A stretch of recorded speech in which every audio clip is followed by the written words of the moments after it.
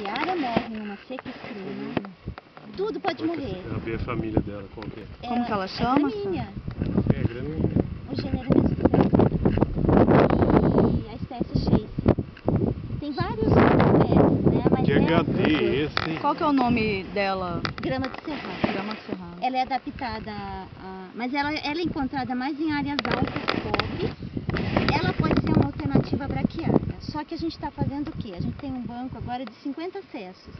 Aí a gente vai pegar e vai tentar buscar as mais produtivas, porque na verdade a gente fez um experimento comparando ela com a braquiária, ganho de peso. Que braquiária? De fungus? A umidícula, que é a Umidícula, mais né? usada. A mais usada no Pantanal tem sido a umidícula porque ela aguenta também inundação. Né? O que ela pede? Ela pede em produtividade de matéria seca. Mas a gente está vendo que tem acessos que produzem tanto quanto. O que precisa? A gente precisa